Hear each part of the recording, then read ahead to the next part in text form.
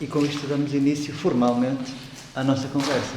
E aproveitando que rigorosamente o termo colóquio quer dizer mesmo isso, é um lugar onde se põe a palavra, onde se dá espaço a essa mesma palavra, de acordo com um guião que nós, enquanto unidade curricular do curso de mestrado integrado em Arquitetura da Faculdade de Arquitetura da Universidade do Porto e o núcleo de investigação de um projeto que está em processo de criação neste momento, relacionado com os processos de transformação no ensino-aprendizagem, no caso relacionado com o ensino artístico entre 1950 e 2016, nós achamos que nos devíamos congregar nesta altura, precisamente em que estamos nas vésperas de formalizar o nosso processo de projeto de investigação. Nesse sentido, resolvemos fazer umas jornadas que, de certa forma, não têm mais do que esta perspectiva de alcance, que é de congregar ou de ir congregando ao longo deste dia e meio um conjunto de pessoas que ou foram passando por um conjunto de entrevistas que o núcleo, portanto, que o projeto de investigação fez informalmente ao longo de 2 anos, ou que passaram pelo universo também da unidade curricular no âmbito do curso de mestrado da Faculdade de Arquitetura da Universidade do Porto. E então foi perante esse pressuposto, que nós decidimos fazer este colóquio. Melhor deixar encostado.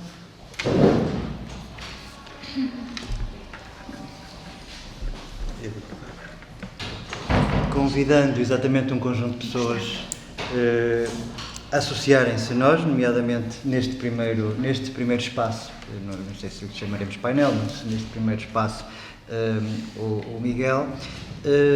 E porquê é que eu digo que não sei se lhe chamaremos painel? Exatamente porque o caráter informal deste encontro assim o privilegia, ou seja, nós não estamos interessados em fazer disto uma espécie de um colóquio formal, estamos interessados em cultivar a informalidade. E então foi nesse sentido que nós nos congregamos em torno desta mesa, sendo que estamos aqui colocados nesta sala de uma forma, quase que podemos dizer, de geometria variável. Vamos-nos colocando de acordo com aquilo que são as necessidades, nomeadamente com a próxima, que exatamente tem a ver com os documentos que tu nos queres mostrar e que vão ser projetados rigorosamente naquela parede.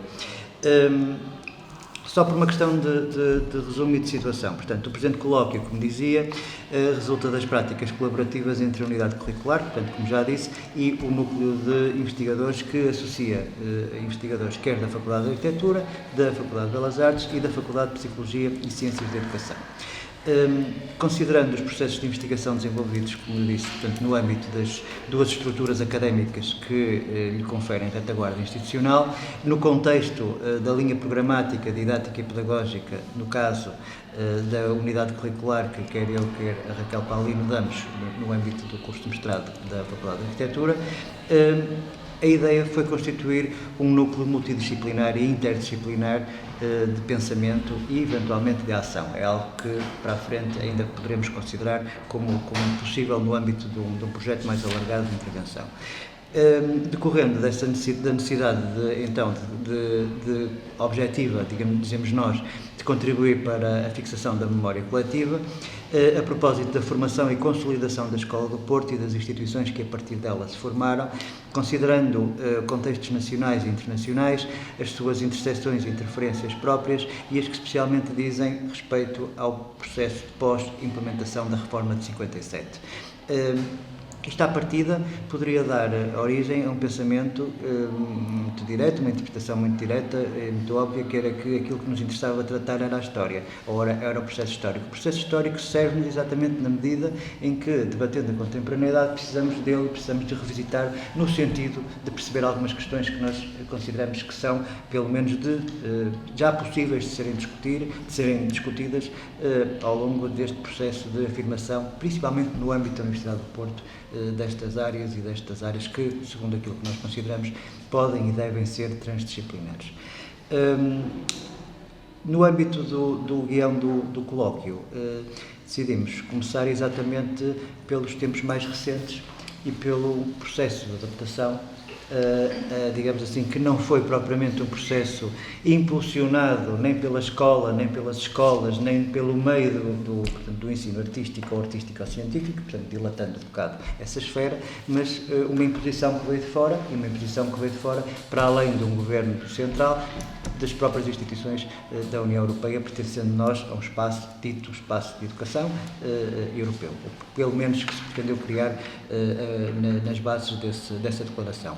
Estamos a falar da Declaração de Bolonha e dos processos de adequação que, quer no âmbito da Faculdade de Belas Artes da Universidade do Porto, quer no âmbito da Faculdade de Arquitetura, aconteceram, quer no âmbito do panorama do ensino superior em termos nacionais. Mas vamos nos centrar exatamente sobre estes dois e perceber se daqui não podemos tirar algumas ilações que nos permitam perceber, sobretudo, não diria os pontos fortes, os pontos fracos, não é por aí, mas sobretudo aquilo que nós neste momento podemos fazer com o processo já instalado, ou eventualmente se esse processo se chegou a instalar única e exclusivamente de uma forma burocrática, ou se efetivamente houve uma instalação plena de todos os pressupostos associados ao processo indexado à Declaração de Bolonha. São processos diferentes em duas faculdades diferentes, com universos e com públicos diferentes, com histórias diferentes, quer dos próprios anos da adequação, quer de todo um histórico, digamos assim, dos últimos, ou dos 20 anos anteriores a esse processo de adequação,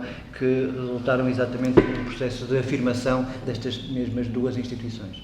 A questão que se põe à partida, que me parece que pode dar um pontapé de saída a esta conversa, é, não tendo nós sentido a necessidade de nos adequarmos a realidades que nos são externas em termos de escola ou de escolas, como é que nós incorporamos esse processo lançado pela Declaração de Bolonha no âmbito das nossas instituições, no âmbito das nossas práticas, no âmbito dos nossos cursos, no âmbito daquilo que temos para oferecer aos estudantes, num âmbito mais geral em termos de ensino-aprendizagem. Se, por um lado, e dou só um exemplo, como no caso da arquitetura, e aí entre outras lógicas, nomeadamente as ordens profissionais, mas a necessidade de reduzirmos o curso de 6 anos para 5 anos, que até hoje constitui uma questão no âmbito daquilo que são os pensamentos, quer de professores, quer de alunos, e sobretudo as suas práticas, se aquilo que são digamos assim, as mais-valias ou o valor acrescentado de estarmos integrados num espaço europeu e de recebermos estudantes que vêm do espaço europeu e de exportarmos também os nossos estudantes, de que forma é que as instituições têm ganho com esse processo nos últimos anos. Ou seja, partíamos de uma análise que pretendia ver a questão de uma forma positiva, mas sempre com uma postura crítica perante este problema. Eu lançava esta questão, nomeadamente a ti, Miguel, e ao Zé Paiva. Não sei se calhar o Sr. Paiva quer começar. Paiva, e corrige-me, interrompe-me sempre que quiseres, porque uma das coisas que eu disse ainda em off, não é? Estávamos aqui a começar, é que este é um exercício de memória, e a memória é sempre uma coisa muito traiçoeira. Eu estive formalmente, a adequação aqui na faculdade foi feita em 2006, 2007, foi o primeiro ano da implementação da reforma. No entanto, o processo começou antes e, portanto, estamos a falar de uma memória com 15 anos, e 15 anos é muito tempo, não é? Muito tempo. Com uma estrutura orgânica da faculdade que era muito diferente à época, com situações também políticas, financeiras, etc., que mudaram radicalmente, não é? Nesse período, ou seja, as coisas foram pensadas num quadro e, entretanto, depois o quadro mudou completamente e, por isso, quer tenha sido por uma certa ingenuidade, não é? Nossa, não é? Quer porque também fomos apanhados em contrapé, não é? As coisas depois não tiveram as condições que nós imaginávamos que poderiam ter para serem implementadas no terreno, depois essas coisas também são relevantes, não é? E, portanto, a primeira coisa que eu queria dizer estava aqui a dizer ao José Paiva, quer dizer, que me interrompa, corrija, que não é? Sempre que quiser, porque esta é uma memória difícil de reconstituir. Mas a primeira coisa que eu queria dizer, em relação à introdução que foi feita, é que eu acho que há quer dizer, isto eu sempre disse isso desde o início, não quer dizer que seja uma coisa consensual, mas eu sempre disse que, na altura, não é? E agora, retrospectivamente, mas eu na altura dizia isso frequentemente. Eu lembro quando apresentei no Senado, fomos a primeira faculdade a adequar, quando apresentei no Senado, disse isso mesmo, disse esta história de Bolonha e do Decreto-Lei de 2016 que permitiu fazer, de 2006, peço desculpa, que permitiu fazer a adequação, foi um pretexto. Ou seja, nós não adequámos por imposição burocrática, nós adequámos por imperativo pedagógico, artístico, científico, sabem o que quiserem. Pronto, e a primeira realidade é esta, é assim, eu e está aqui o Paulo Bernardino, por exemplo, que nós fomos contemporâneos enquanto estudantes aqui, não é? Mas mesmo o Rocha, que também tem uma memória da escola, que não há de ser muito diferente da minha, eu estudei aqui na segunda década de 80, não é? E depois, quando voltei para dar aulas, 10 anos depois, ou um bocadinho mais de ter terminado o curso, encontrei a mesma escola. E quando eu digo a mesma escola, uma escola é uma coisa complexa, feita entre a estrutura curricular, a organização, etc., mas sobretudo as pessoas, não é? E, portanto, a escola que eu encontrei era a mesma escola. Eu fui dar aulas no início com um colega que tinha sido meu professor na mesma sala onde ele tinha sido meu professor, no mesmo contexto, o mesmo tipo de programa, o mesmo tipo de... A única diferença curricular que existia entre o tempo em que eu tinha sido aluno e o tempo em que eu entrei para cá como professor no início da década de 2000, estamos a falar de final dos anos 80 para o início da década de 2000, a única diferença curricular era o facto dos alunos de artes plásticas serem autorizados a fazerem vídeo e fotografia, que era uma coisa que não acontecia no meu tempo enquanto aluno. Esta era a grande conquista. Não é? E depois uma pequena alteração burocrática por pressão dos estudantes, que foi as 2 anuais de geometria, que eram muito problemáticas em termos de aprovação para muitos estudantes, terem passado a ser 2 semestrais. Não por razões pedagógicas, etc., mas, ou melhor, por razões pedagógicas, sobretudo por imperativo das manifestações, essas coisas todas, ou seja, aquilo foi encolhido para duas semestrais. Eram as únicas 2 diferenças. O plano curricular mantinha-se o mesmo, e mantinha-se o mesmo desde o final dos anos 70, basicamente, não é? E tínhamos um corpo docente muito estável, e muito mais, em termos numéricos, em termos quantitativos, muito mais extenso do que é atualmente. Eu dou sempre este exemplo, não é? Nas artes plásticas, só para pegar no caso das artes plásticas, foi a área que sofreu mais deste encolhimento dos últimos anos, ou seja, com reformas, saídas, etc., e a não reposição do corpo docente, não é? A não substituição dos professores, ou nos casos em que isso foi feito apenas com professores contratados, sem somar as novas áreas que a escola, entretanto, integrou e que criaram novas necessidades, não é? Nós tínhamos, só para dar ateliês, nos 2 cursos que existiam, que era pintura e escultura, tínhamos 20 professores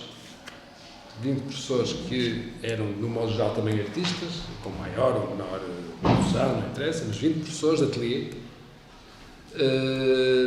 E hoje, para 3 áreas, que não são 3 cursos, mas são 3 áreas de um mesmo curso. Portanto, temos menos professores, temos 16 a fazer a mesma função.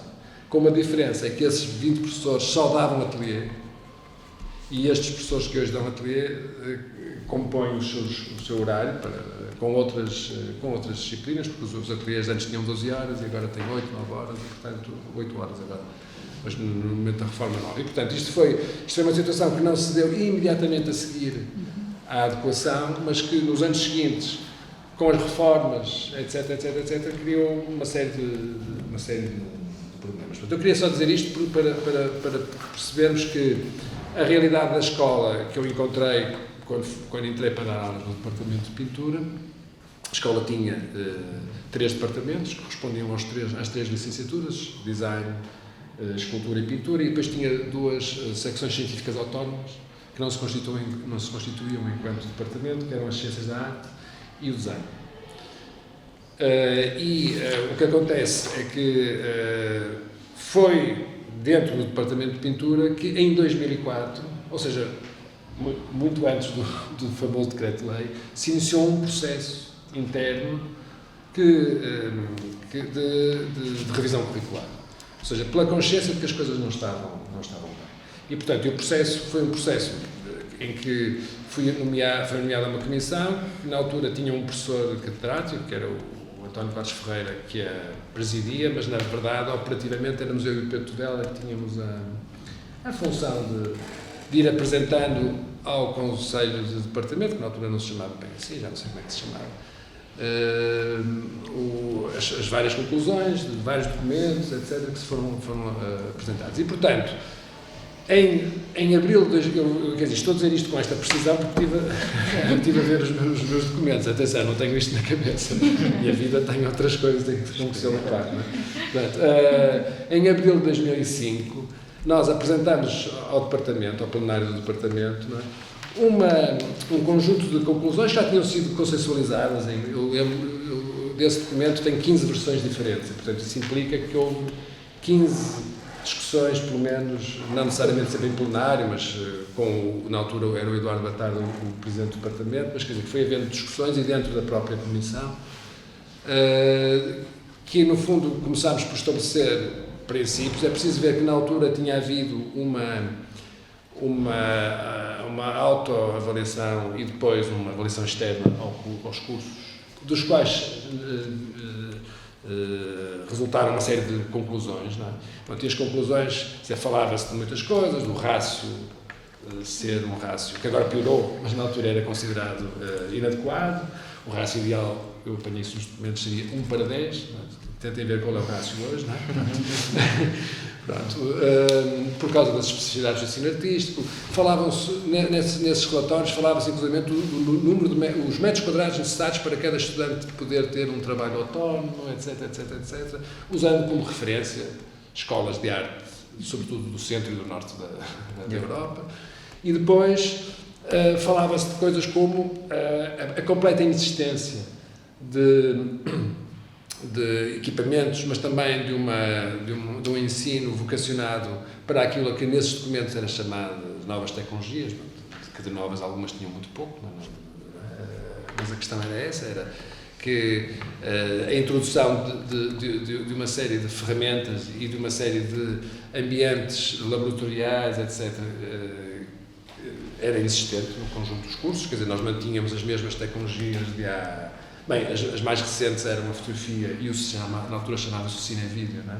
E todas as outras vinham desde o vital mosaico, as cerâmicas, portanto, mantinha-se tudo exatamente como estava. Falava-se de uma série de problemas e, portanto, quando se começou-se a trabalhar numa tentativa de pensar, ainda muito sem uma urgência, porque não havia decreto-lei, depois começou-se a falar de Bolonha, mas era preciso que isto fosse regulamentado, porque o decreto-lei foi regulamentar uma coisa que era uma ideia, não é? Pronto, e aqui parecia-nos bem, porque o Bolonha, na sua base, nós hoje tendemos a demonizar Bolonha, não é? Por causa de tudo o que veio a seguir, mas Bolonha, como princípio, o acordo assinado é um princípio interessante, quer dizer, é um princípio de mobilidade, é um princípio de flexibilidade, é um princípio que permitiria aos alunos trocarem de instituição no meio de um curso, é um princípio que facilita, e hoje ainda facilita muito isto, as mobilidades Erasmus, etc. E, portanto, o princípio era interessante. Quer dizer, temos é que perceber que depois, que é uma decisão política, não é? Mas é uma decisão política que não está regulamentada nem está posta no terreno. Depois, o que aconteceu foi que a seguir vem a prática e veio depois, sobretudo anos mais tarde, a dureza das medidas financeiras, não é? Que se aproveitaram de uma ideia, de uma boa ideia, para a transformar numa má ideia, não é? Portanto, em que tudo isto foi usado para reduzir o corpo docente, reduzir custos, por baixo de uma ideia que me parece também muito interessante, que Bolonha já fazia, que era estabelecer esta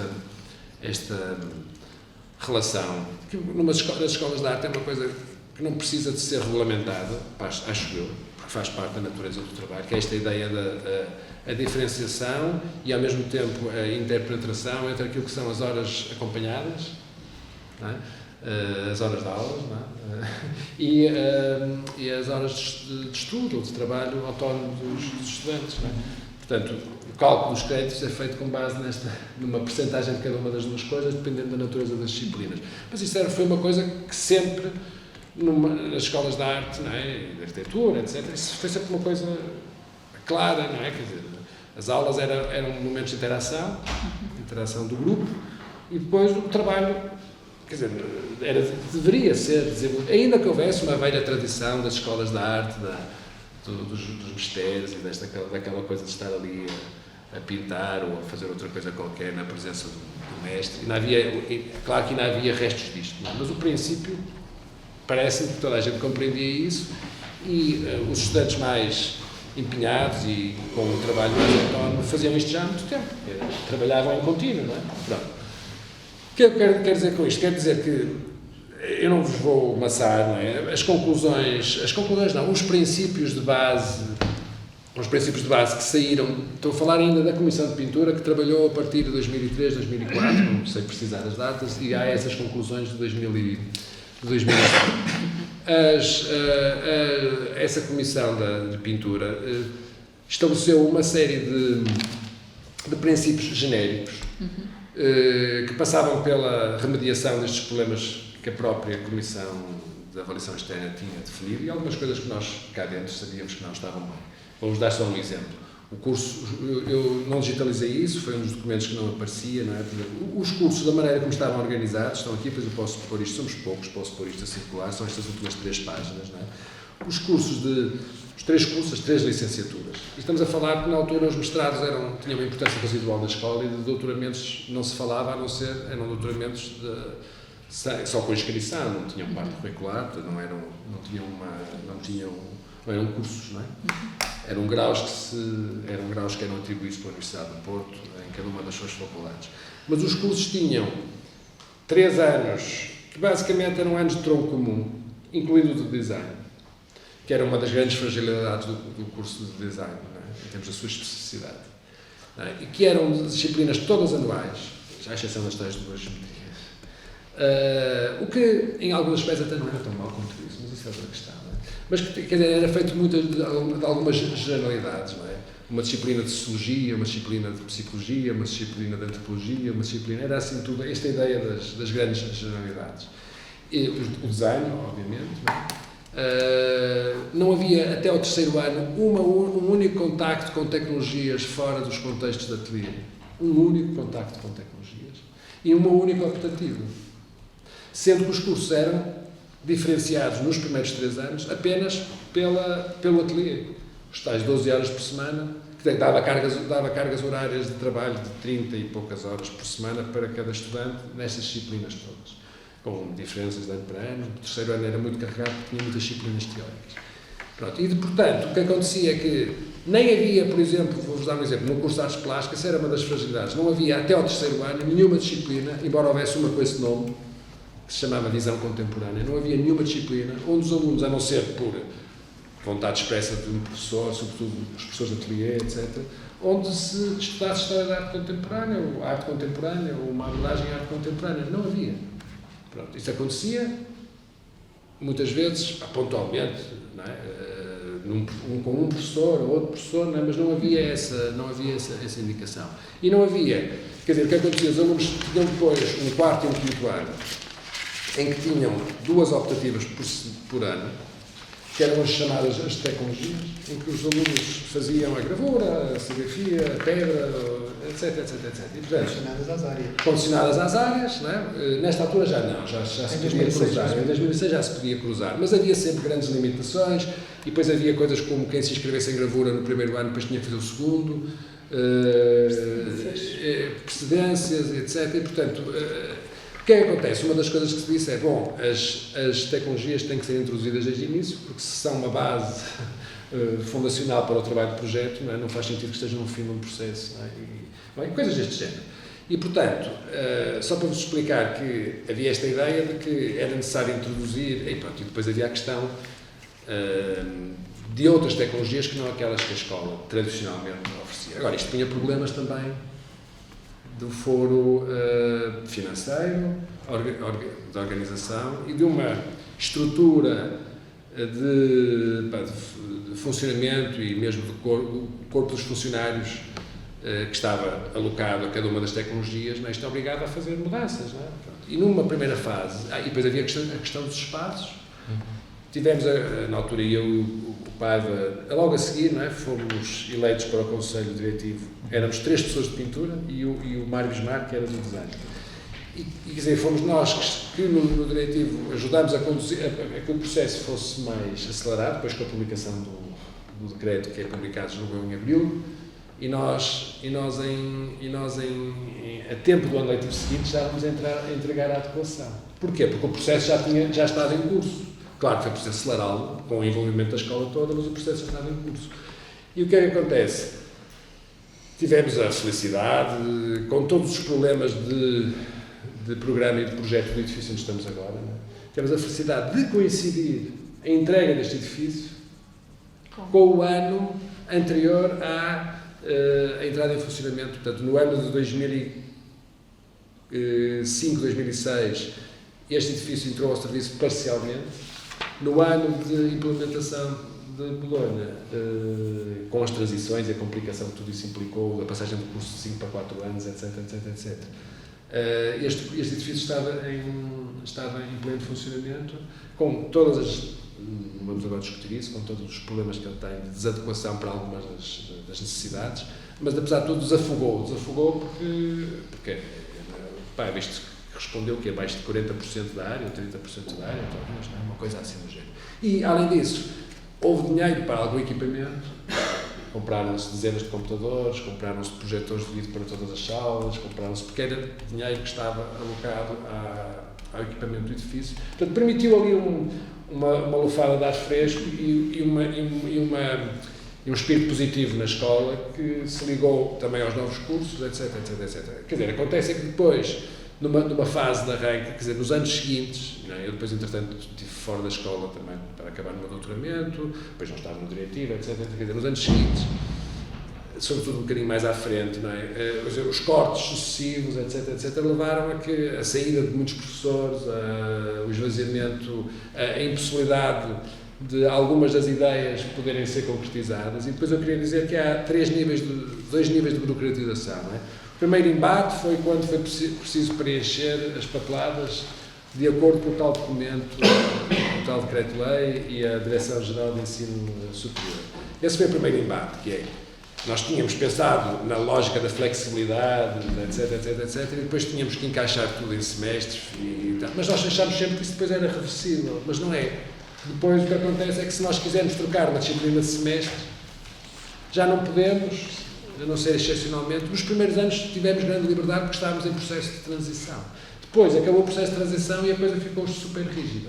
E um segundo nível de burocratização, que é a burocratização dos sistemas informáticos, sobretudo do cigarro, não é?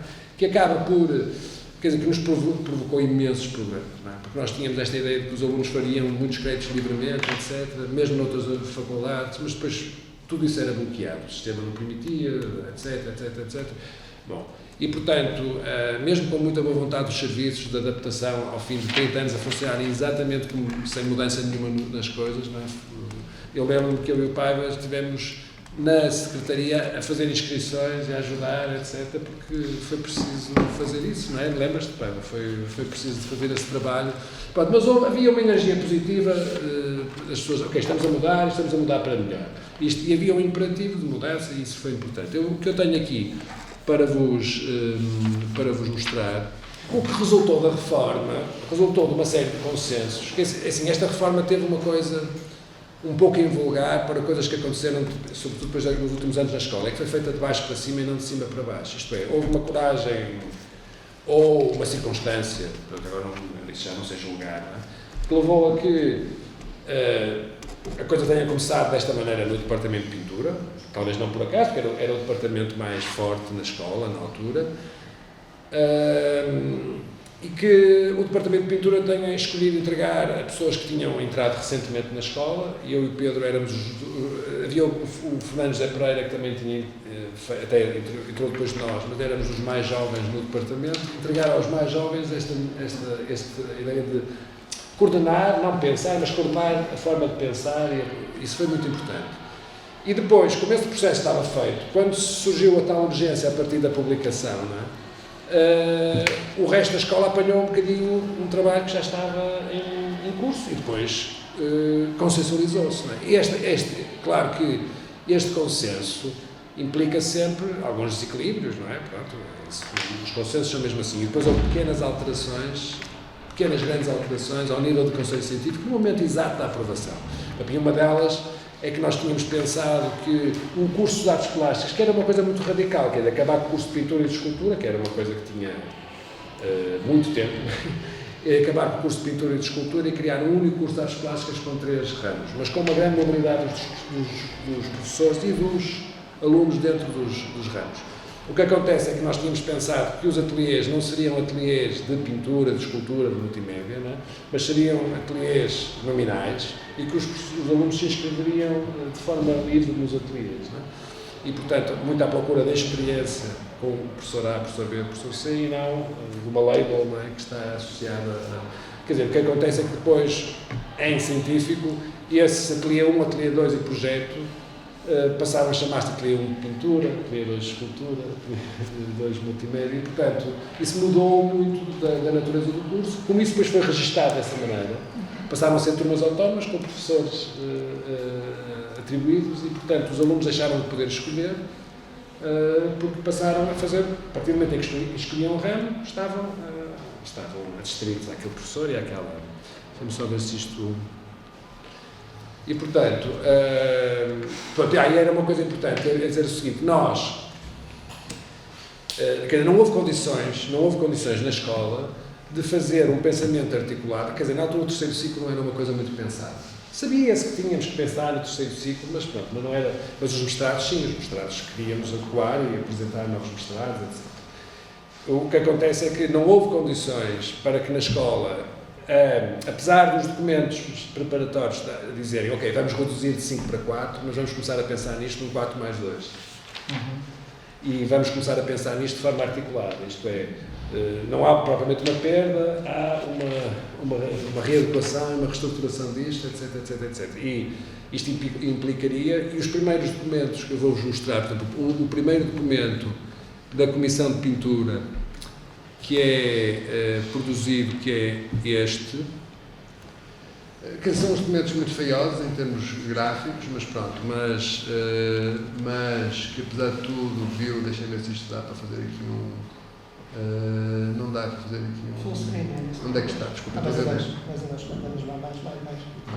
está aqui, está bem, full screen mode.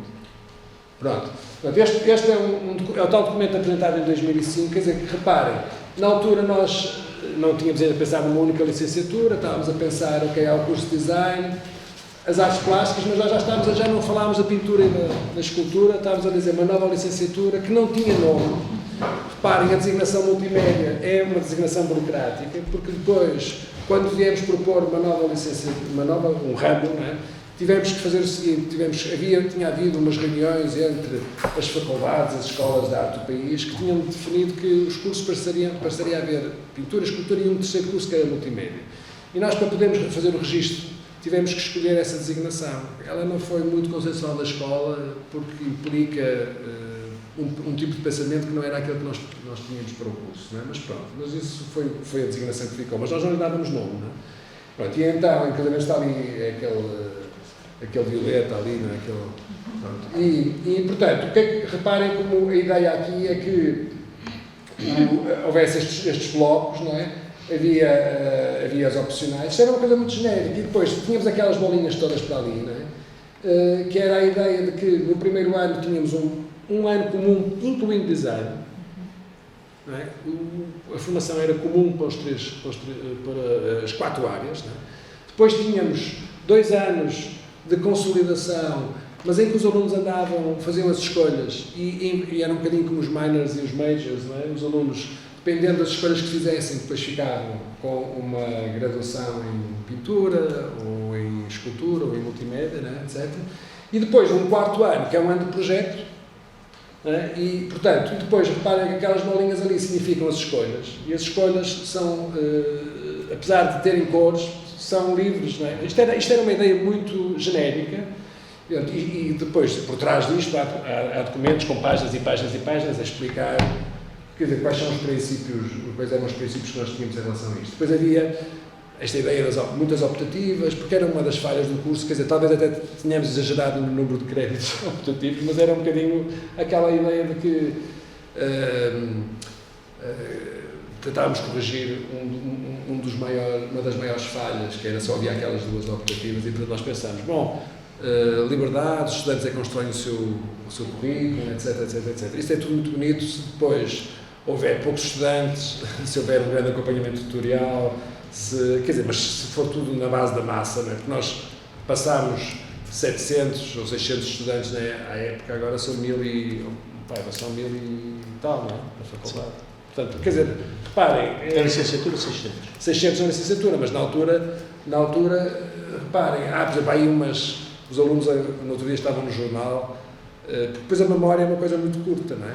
E os alunos estão a queixar-se, com razão, da falta de espaços, etc., dos ateliês, etc. E havia um aluno no jornal a dizer, ainda há menos de 10 anos, o espaço onde agora estamos 40 era só para 3 alunos. Pronto, e quer dizer, quem foi aqui aluno há 30 sabe que já há 30 era um problema, não é? Era um problema grave. E, portanto, o problema, eles estavam-se a referir a coisas que ouviram de professores mais velhos na altura da reforma de 57, nessa altura, sim, por exemplo. Pronto. Isto é um primeiro documento. Depois, há aqui deixem-me só... depois há este documento, isto foi tudo apresentado, só para vocês perceberem que na altura havia uma ideia, aquela parte de cima corresponde ao que acabamos de ver, mas depois já havia uma ideia de pensar os mestrados em articulação com isto. Pronto, e dos mestrados, estas cores implicavam coisas ambíguas entre eles, não é? E, portanto, reparem que nem todos... A ideia não era termos mestrados de todas as áreas, era termos muitas coisas que paravam na especialização, por serem coisas... E depois os alunos poderem saltar para um segundo ano de mestrado, mas... Isto era o que nós estávamos a pensar na altura, isto era tudo... Mas reparem que era... E depois os doutoramentos, mas os doutoramentos eram uma massa que nós nem sabíamos como pensar nisso, não é? Mas nós tentámos pensar nos mestrados. O que é que aconteceu? Ao nível dos mestrados, a adequação houve um ou outro mestrado que foi pensado dentro desta reforma, mas a maior parte dos mestrados foram mestrados de iniciativa individual ou de grupos mais pequenos de professores e, portanto, acabou por ser um somatório de vontades e não propriamente uma coisa. E, portanto, no final ficámos com 11 mestrados, ou uma coisa assim do género, não é? E não foram todos logo em 2006, 2007, foram uns bocadinhos, mas que fragmentaram muito a oferta e provocaram que, há 2 anos atrás, numa tentativa assim mais urgente de remediação, se fizesse uma fusão de mestrados e criou-se um único mestrado de artes plásticas, etc, etc, etc. Não vou discutir agora isso, porque eu não estive envolvido nesse processo, portanto não conheço por dentro. Mas na altura, essa pulverização, eu até às vezes brincava na Secretaria, porque na Secretaria os funcionários referiam-se aos mestrados como o mestrado da professora isto, o mestrado da professora aquilo, ou seja, os mestrados eram finalizados.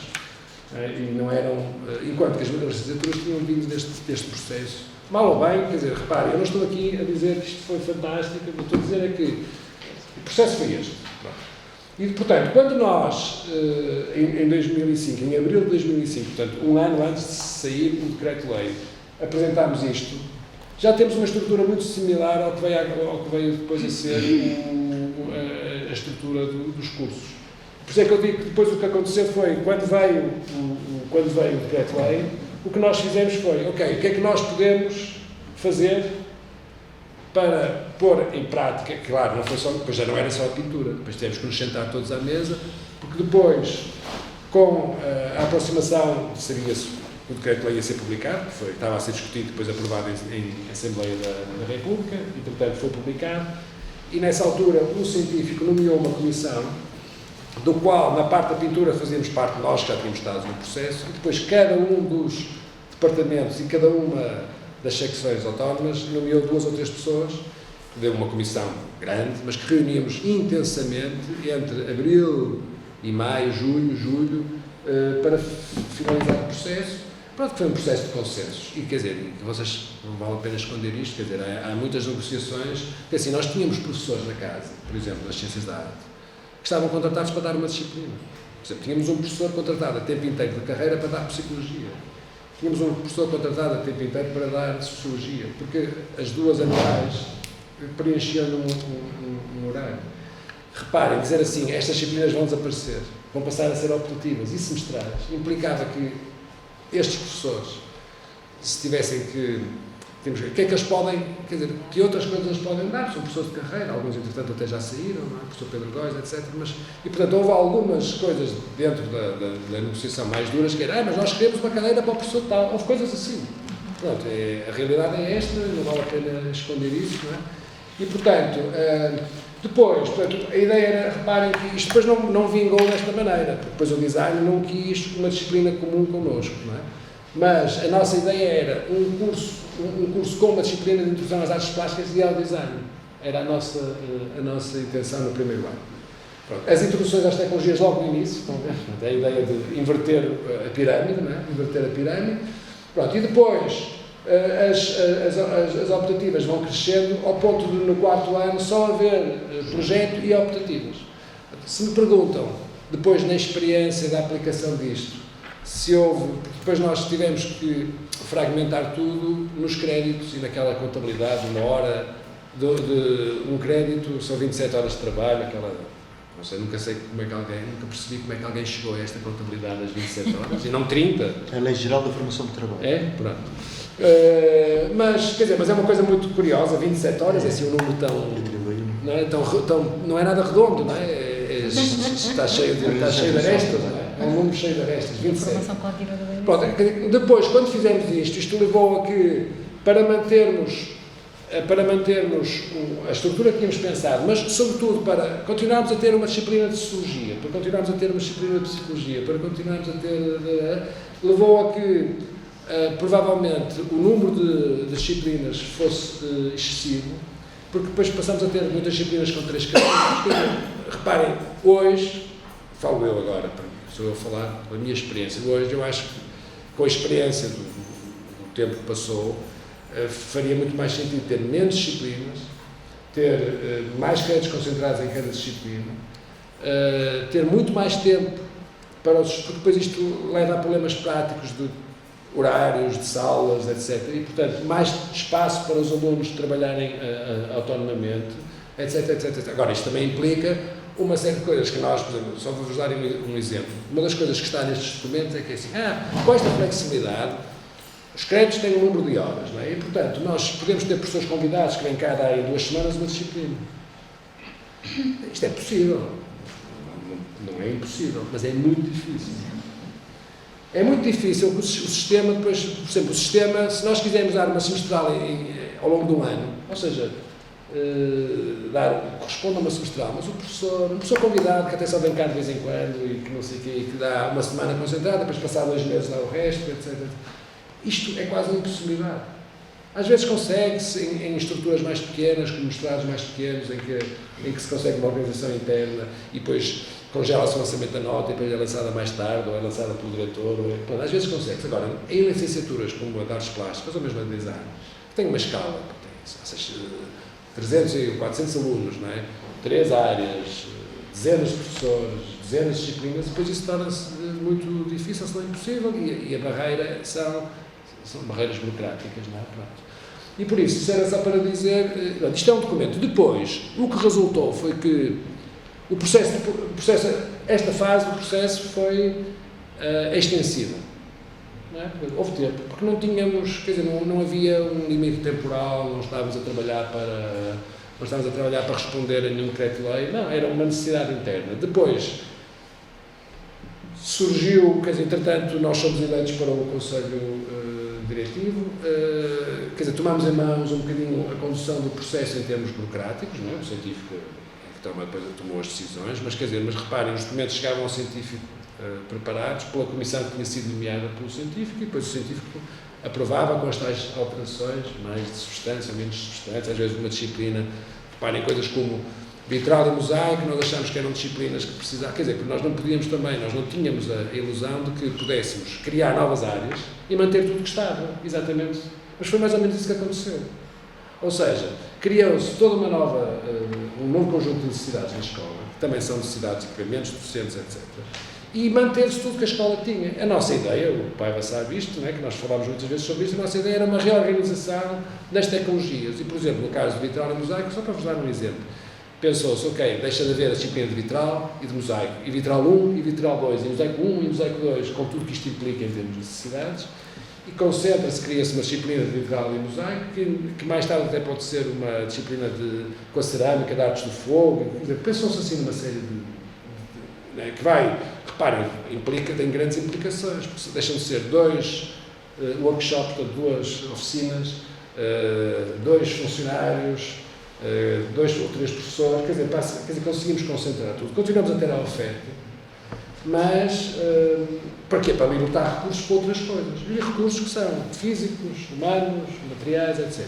Quer dizer, depois o científico, porque o professor de vitral e mosaico, pronto, no seu direito, não é? Achava que a coisa era indispensável. Do científico voltou o vitral e o mosaico 1, 2, mosaico também, o vitral 1, o vitral 2, o mosaico 1, o mosaico 2, etc.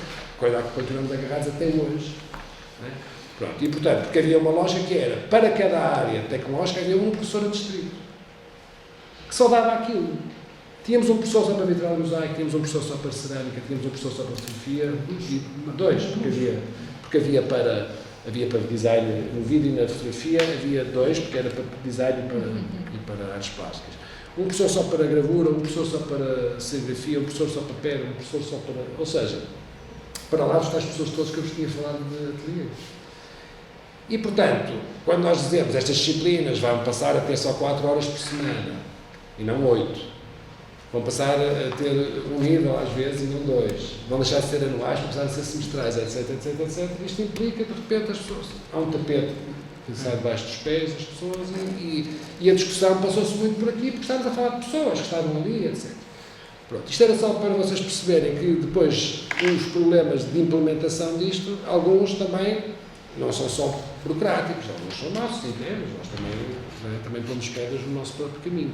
O que resultou disto foi que, é muito curioso, porque quando nós saltamos para a discussão em alargado com o design que não tinha feito trabalho, quer dizer, cada um na sua cabeça necessariamente, mas institucionalmente não tinha feito nenhum trabalho de preparatório, chega esta ideia, não é? E o design diz assim, bom, esta ideia de ter um curso dividido em ramos é uma ideia muito interessante. Na altura eu julgo que era o Heitor Alvelos e o João Cruz, que estavam no design, por parte do design na comissão, e diziam, e por que não pensar, quer dizer, porque o design de comunicação só é uma área muito reduzida, não é? Hoje o design é uma coisa muito mais vasta e faz sentido de especialização, e o design propõe. Porque nós pensámos muito isto, que era assim uma ideia de um espelho, não é? As artes plásticas e o design, e temos uma estrutura partilhada, mas ao mesmo tempo, quer dizer, que fosse claro para toda a gente que havia qualquer coisa de um lado e do outro que acontecia. Então, o design propôs fazer uma licenciatura com 3 especializações também, 3 ramos, como nós lhe chamávamos, que era a de design de comunicação, que na verdade herdava o que é hoje o curso, que era então o curso de design, uma vertente de design multimédia, muito virada agora para webs, etc., que introduzia coisas que também não existiam no curso de design, não é? As bases de dados, a web design, uma série de coisas. E depois uma vertente mais teórica do design, que se chamava cultura, que eles propuseram que se chamasse cultura visual. Quando nós fomos a Senado aprovar isto, etc., etc., era na perspectiva de pormos o curso em funcionamento, porque havia esta possibilidade de pormos logo em funcionamento, que era o que nós queríamos em setembro. Mas isto implicava que fizéssemos a divulgação dos cursos numa fase em que os cursos ainda não estavam aprovados pela Direção-Geral de Ensino Superior. E, portanto, nós fizemos um certo trabalho de marketing, digamos assim, dos novos cursos, para fora, para as pessoas saberem que isto tinha mudado, não é?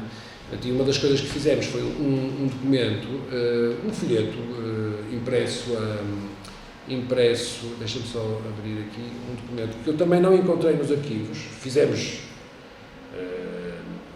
em 2000 disto, eu não sei o que é que se passa, não há nos arquivos. Era um documento que foi feito pelo José Carneiro, que está... Isto eu tenho. Tem? Tem. Tem, parece. Pronto. Então, este aqui. Agora, este documento, portanto, era um desdobrável, não é? Que tinha, depois agora, na altura isto foi muito discutido, não é? Porque isto foi o Zé Carneiro que fez com os alunos a fotografia, não é? Enfiou estes sacos de papel na cabeça dos alunos, e isto na altura foi muito discutido, mas tem piada até agora, à distância, não é? Enfiar ao Barreto. Enfiar o Barreto, sim. Mas pronto, mas isto foi, na altura foi o Zé Carneiro com total liberdade que pensou desta maneira, depois eles ali, na verdade, estão a segurar uma série de papéis que dizem novas licenciaturas, e os nomes das licenciaturas, etc. Então está ali do lado direito há ali uma descrição das novas áreas e das licenciaturas. Do lado esquerdo, já tenho aí uma imagem ampliada disso, temos os mestrados com que se arrancou o processo. Depois foram acrescentados outros pelo método que eu já vos expliquei. E portanto, o que acontece em relação a este, o que acontece é que as artes plásticas ficaram, as artes plásticas estão aqui. Pronto, isto é uma estrutura que hoje se mantém quase assim. Eu digo que não se mantém quase assim porque em 2011 houve uma reforma da reforma. Pronto, e que teve uma intenção muito burocrática, que era, vamos tentar diminuir aqui o número de professores nas disciplinas, mas o que acontece é que, porque houve alguma resistência de alguns professores aos alunos fazerem tecnologias, não em todas as áreas, atenção.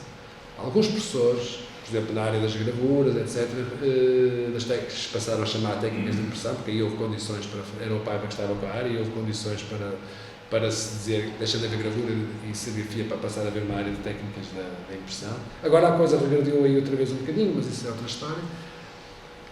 Por exemplo, na área das técnicas de impressão, havia uma grande reação dos professores responsáveis, ou da professora responsável, ao facto de ter que trabalhar com alunos de primeiro ano. E, portanto, isso e outras coisas, na cerâmica também. E o que é que acontece? Começou a haver alguma pressão para que tirássemos a possibilidade dos alunos fazerem logo no início essas disciplinas, porque era muita pressão, eles vinham, era preciso aprender a ensinar tudo básico, era essa a mesma ideia. Mas havia assim uma grande pressão e, portanto, o que aconteceu foi que depois, porque os alunos faziam logo no primeiro ano, os alunos que é o semestre 2, estão a ver, está ali uma primeira optativa logo, que se chama Tecnologia, os alunos faziam uma dessas optativas. E depois, no segundo ano, que era o semestre 3, faziam outra vez. Mas no semestre, aí no terceiro, já tinham escolhido ramo e, portanto, já faziam uma optativa de ramo. Bom, o que é que acontece? Nesta reforma de 2011, retirou-se essas optativas de princípio. Ou seja, a tal ideia de ir buscar as tecnologias e pô-las no princípio desapareceu. Criou-se uma disciplina obrigatória de tecnologias da imagem que criou outro tipo de problemas. Está aqui a Patrícia. Está ali a Patrícia, sabe, de pressão sobre os equipamentos, porque são muitos alunos no primeiro ano, todos a recorrer, e está ali o Rocha tem dado a disciplina e sabe que há problemas de... Quer dizer, a disciplina tem coisas boas, mas também tem outros problemas. E, bom, portanto, e foi retirada. Havia uma coisa muito importante que era, os alunos tinham uma formação aberta das artes plásticas, mas depois tinham a formação específica dos ramos. E a formação específica dos ramos fazia-se a partir do segundo ano nos ateliês, e foram as disciplinas que se mantiveram anuais juntamente com o projeto no desenho do primeiro ano, e isso é fundamental, é uma coisa inalienável no processo. E foi muito discutido, porque eu lembro que havia professores de outras áreas que diziam é a altura de semestralizar tudo. Não há razão para haver disciplinas de primeira e disciplinas de segunda. Quer dizer, porque, na verdade, a razão de ser destes cursos a meu ver, reparem, eu aqui estou a falar por mim, não é? A meu ver, o ateliê e o trabalho de projeto. E, Portanto, o resto gravita em volta disto, quer queiramos, quer não. E, portanto, o que acontece é que o que acontece com isto é que os alunos têm a especificidade no ateliê, no projeto, mas depois tinham uma série de disciplinas, umas optativas e outras obrigatórias, que eram de ramo.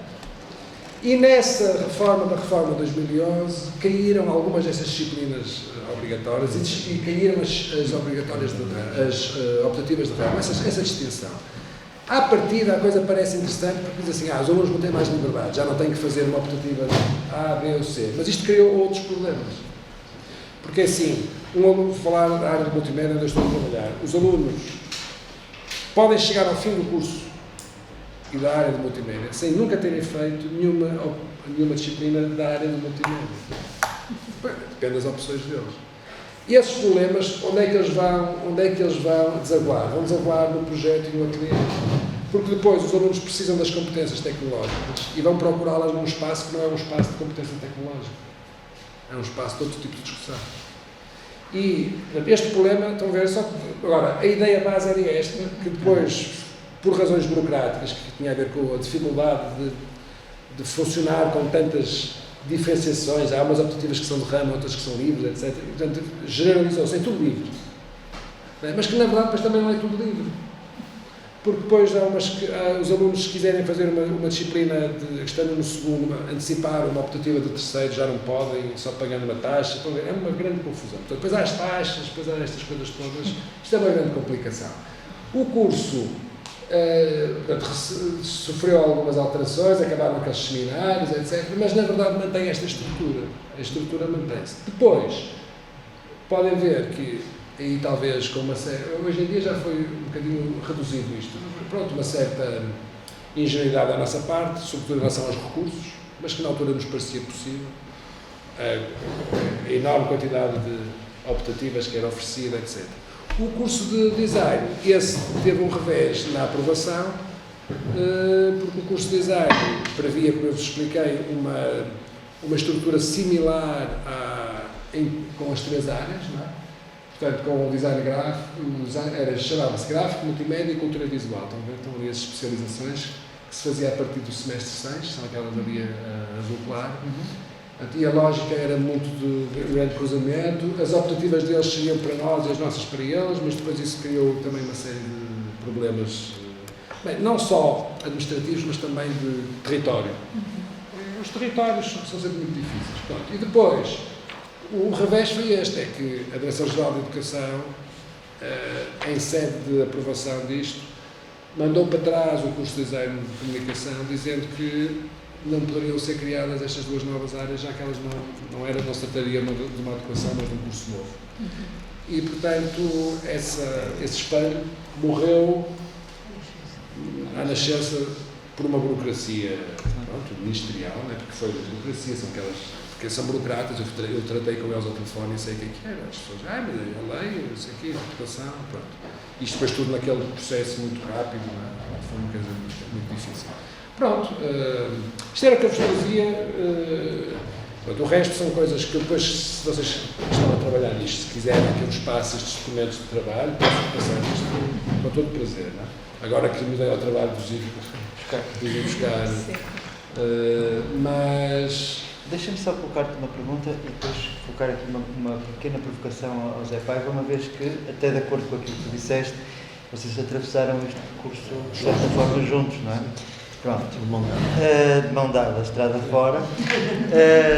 Tem a ver com uma questão que, assim, o processo de arquitetura foi completamente diferente. Mas completamente diferente. Aliás, na altura discutia-se a forma de certa... como vocês tinham, no entendimento da arquitetura, tinham aderido tão rapidamente. Mas a explicação também está aí, é que nessa altura havia uma transformação em curso e foi uma oportunidade, efetivamente, segundo as palavras. Sim, uma interpretação. Mas estava muito dentro do processo, não é de fora, não é de dentro. Nós amanhã vamos ter a oportunidade, depois no final, de ter aqui a Annie Gunter, a professora Annie Gunter, que na altura estava comigo no Conselho Pedagógico e que nós na altura fomos os responsáveis exatamente por essa adequação. Em 2004? 2004, 2005? Entre 2006 e 2008, por volta disso. E vamos ver a perspectiva do lado da arquitetura e vai ser engraçado, vai ser curioso, e já agora estás convidado para estar aqui amanhã, se tiveres hipótese, se não estiveres, verás as gravações, 3 mil quilómetros, verás as gravações que estão a ser feitas deste encontro. Mas isto para dizer o quê? Isto para dizer que, e esse assunto amanhã vai ser mais desenvolvido, para dizer que nós tínhamos acabado de fazer uma Assembleia Geral de Docentes em 2004 e em que tínhamos declarado por unanimidade que não havia necessidade absolutamente nenhuma de se mexer no plano de estudos e que a faculdade já tinha adequado tudo aquilo que tinha que adequar. E na altura veio o decreto-lei e a imposição legal e as acreditações e tudo aquilo que era um conjunto de burocracias que podiam fazer ou impedir com que o curso tivesse a presença no âmbito da sociedade, da comunidade académica e continuasse como uma instituição ativa.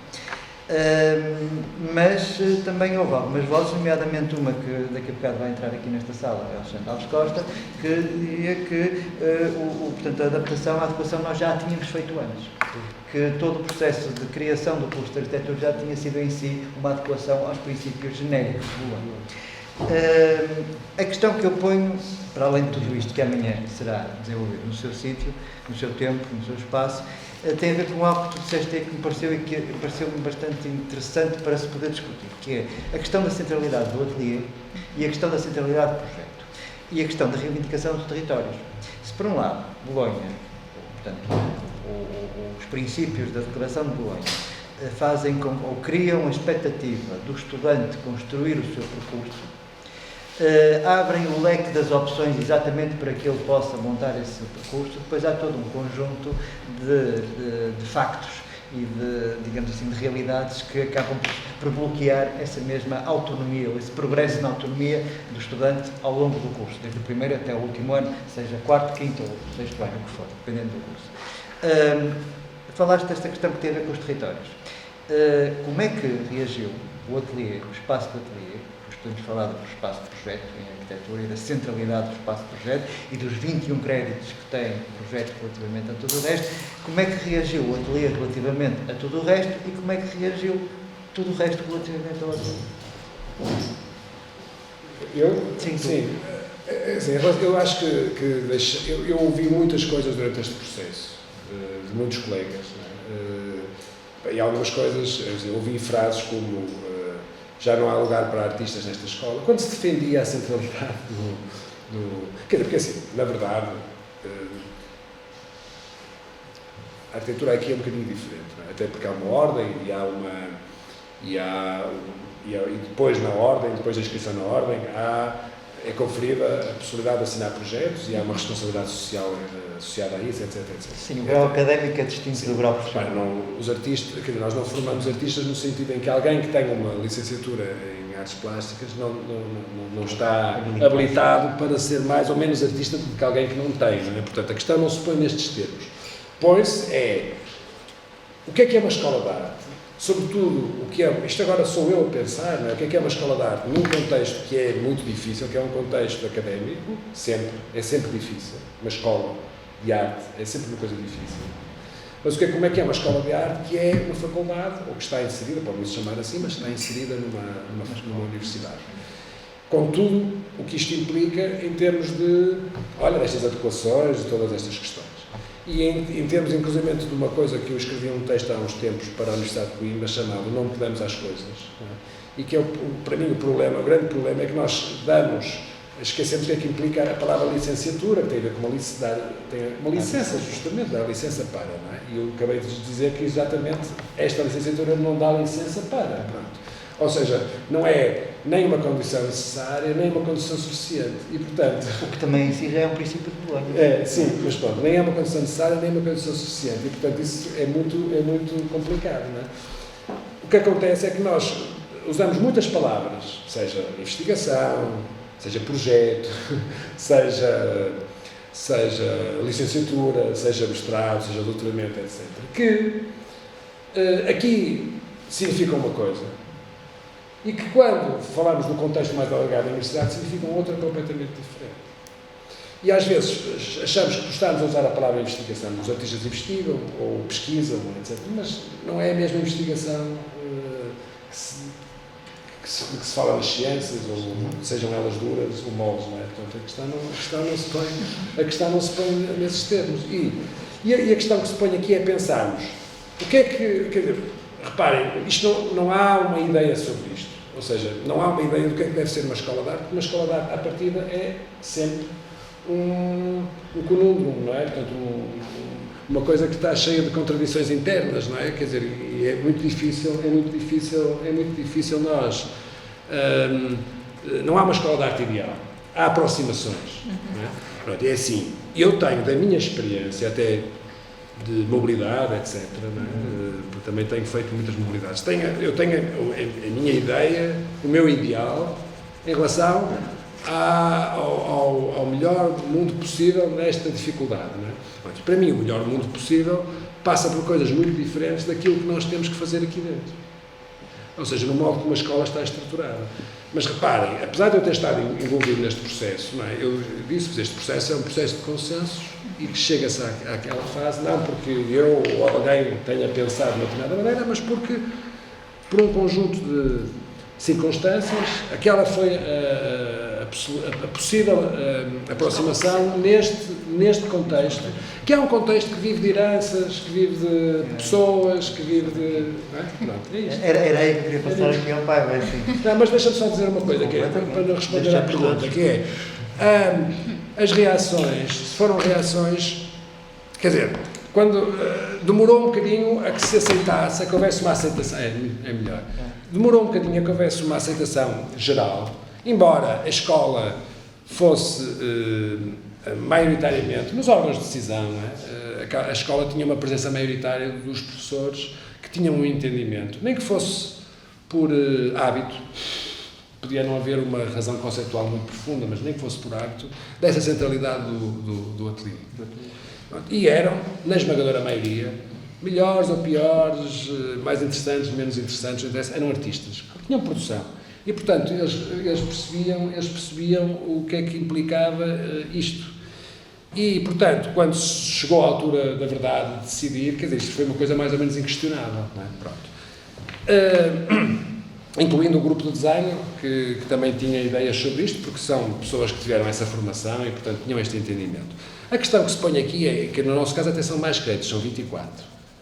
Okay? Portanto, ainda há mais. Eu até acho que devia ser mais, devia ser meio ano.